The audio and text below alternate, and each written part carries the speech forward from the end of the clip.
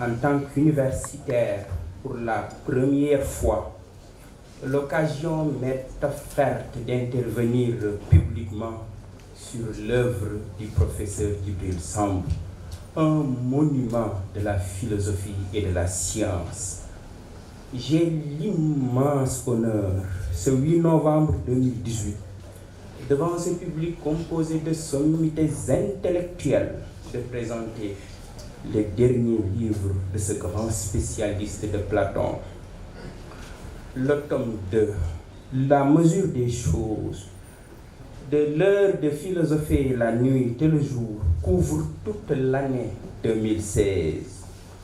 Le journal du professeur Djibril Samb, tenu de manière très irrégulière entre 1989 et 2015, va connaître un rythme plus soutenu et plus régulier à partir de 2016.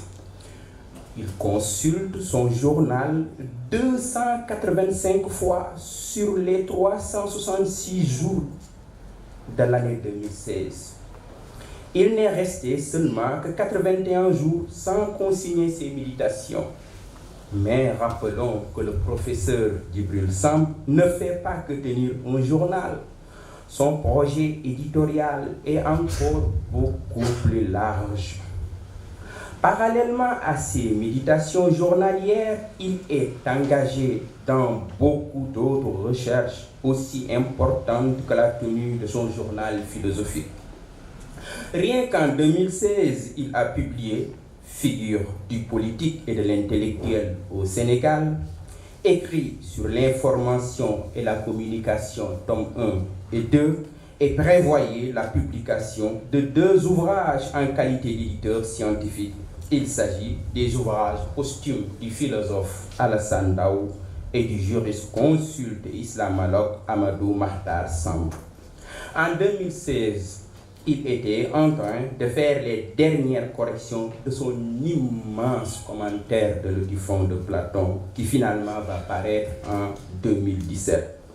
En plus d'un emploi du temps très exigeant et très contraignant, il supporte quotidiennement la maladie et la souffrance découlant d'une pathologie sévère dénommée la polyarthrite. J'y reviendrai.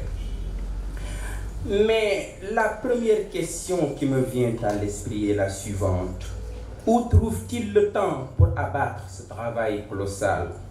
Où trouve-t-il le temps pour tenir son journal et d'y consigner régulièrement ses réflexions sur tous les aspects de la vie alors qu'il est engagé dans d'autres et nombreux chantiers? Une journée du professeur Djibril Samb est pleine comme un œuf. Tous ces visiteurs peuvent s'en rendre compte, un emploi du temps réglé avec la rigueur et la discipline militaire. Pour cette présentation, je mettrai l'accent d'abord sur le philosophe et l'homme de science pour lequel tout est objet de réflexion. Ensuite, je montrerai que l'auteur n'est pas un philosophe dans son cabinet complètement coupé du monde. Il est informé de l'actualité du monde et prend position sur certaines grandes questions. Enfin, je terminerai par une esquisse d'une philosophie politique africaine chez Djibril Samb. Disons tout d'abord un mot sur le titre de l'ouvrage, L'heure de philosopher la nuit et le jour. Ce titre a suscité beaucoup de réactions, les unes plus loufoques que les autres, de la part d'étudiants et d'enseignants. Certains même allant jusqu'à penser que c'est l'éditeur qui s'est trompé en omettant le E à la fin de E. Ils oublient ou ils ignorent plutôt que le professeur Djibril Samb est son propre éditeur. C'est lui qui fait tout, de la première à la 4e de couverture. L'éditeur se contente d'imprimer le texte en respectant scrupuleusement les consignes indiquées. Il n'a pas une virgule à ajouter dans le texte. Donc, il n'y a aucune possibilité de se tromper à ce niveau.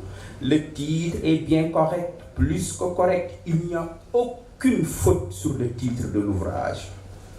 Le mot « heure » signifie, d'après le dictionnaire de l'Académie française, présage, chance, chance heureuse.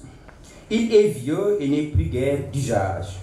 On l'emploie pour dire il n'y a que et malheur en ce monde, les heures et malheurs d'un pays. D'après le petit Robert, heure signifie la bonne fortune, la chance, le plaisir de. Donc, l'heure de philosopher ne renvoie pas à une heure à laquelle le professeur cesserait toutes ses activités mondaines pour se consacrer exclusivement à la philosophie. Il n'y a pas une heure pour la philosophie et une heure pour autre chose dans la vie de notre auteur. La philosophie est la seule activité du grand spécialiste de Platon. Toutes ses heures, même ses sommeils et ses rêves sont conséquemment, pleinement et entièrement habités par la philosophie. En réalité, l'activité philosophique confère le vrai bonheur, la félicité. C'est un plaisir parfait, un plaisir sain qui ne dépend que de cette activité elle-même. Ici, le disciple de Socrate est fidèle à l'enseignement de son autre maître Aristote qui considère dans Éthique à Nicomède qu'on ne trouve l'indépendance que dans la vie intellectuelle, dans l'étude et la contemplation. Pour le stagirite, les choses nécessaires à l'existence sont aussi nécessaires aux sages, à l'homme juste ou au reste des hommes. Mais, même s'ils en sont tous comblés, il n'en demeure pas moins que le juste a encore besoin des autres, c'est-à-dire les gens envers et avec lesquels il exerce sa justice. L'homme tempérant et courageux a aussi besoin d'être en relation avec autrui. Cependant, le philosophe n'a pas besoin de cette relation, car la philosophie pour Aristote est la seule activité qui est aimée pour elle-même et qui se suffit à elle-même. Ainsi, le philosophe trouve le vrai bonheur dans l'activité philosophique elle-même, même en dehors des amphithéâtres, même en dehors de Dakar, ville où il y a toutes les commodités de la vie, même après la retraite, quand il décide de se retirer dans son Saint-Louis natal pour mieux et davantage se consacrer à la philosophie. Le professeur Samb souscrit certainement aux propos d'Aristote quand il écrit Éthique à Nicomède, classique de philosophie, 1992, page 417, je le cite. Le sage, le savant peut encore, en étant tout seul avec lui-même, se livrer à la recherche des principes. Et plus il est sage, plus il s'y livre.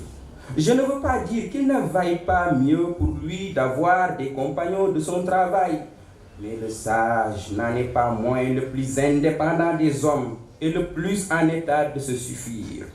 On dirait en outre que cette vie de la pensée est la seule qui soit aimée pour elle-même, car il ne résulte rien de cette vie qu'à la vision des principes, tandis que dans toutes les choses où l'on doit agir, on poursuit toujours un résultat plus ou moins étranger à l'action. Fin de citation. Le professeur Samb est philosophe plus qu'un enseignant de philosophie, qui se contente de transmettre des concepts à ses élèves et étudiants. Il se définit comme un philosophe et adopte le mode de vie des philosophes. La philosophie est sa vie, sa nourriture, son médicament. C'est l'activité qu'il poursuivra jusqu'à son dernier souffle. C'est pourquoi, dans sa méditation du 4 avril 2016, il consigne ses propos suivants, je le cite: pour moi, une seconde consacrée à autre chose que l'étude est une seconde perdue. L'étude, voilà ce qui me régénère et me maintient en forme. Fin de citation. L'heure de philosopher la nuit et le jour, 2018, page 44. C'est donc la philosophie qui le maintient en vie et le maintient en forme. Sans la philosophie, la maladie aurait eu le dernier mot sur lui depuis longtemps. L'auteur souffre de plusieurs maladies, mais plus particulièrement de la polyarthrite. Mais celle-ci ne peut l'empêcher de mener quotidiennement, intensément et passionnément son activité intellectuelle.